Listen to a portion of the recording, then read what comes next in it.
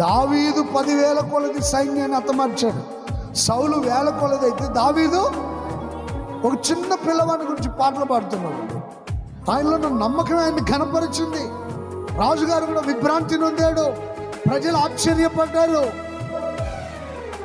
జీవము గల దేవుని సైన్యమని దావీదు గుర్తించి జీవము గల దేవుని సైన్యాన్ని తిరస్కరించుటకు సున్నతి లేని ఫిలిష్తీయుడు ఎంతటి వాడు తిరస్కరించకూడదు. దేవుని పిల్లల్ని, దేవుని సైన్యాన్ని ఎవడు తిరస్కరించినా వాడికి దేవుడు అపజయాన్ని కలుగ చేయబోతున్నాడు. Praise the Lord. దేవుని పిల్లల్ని తృణీకరించిన, దేవుని పిల్లల్ని తిరస్కరించిన, దేవుని పిల్లల్ని చిన్న చూపు చూసిన, దేవుని పిల్లల గురించి భయంకరంగా ప్రవర్తించి మాట్లాడిన వాళ్ళ జీవితంలో అపజయాలు మాత్రమే కలుగుతాయి. జీవము గల దేవుని సైన్యం అని మర్చిపోవద్దు. క్రైస్తవులంటే అనామకులు, చేతగాని వాళ్ళు, దద్దమలు అనుకుంటున్నారేమో. జీవము గల దేవుని సైన్యం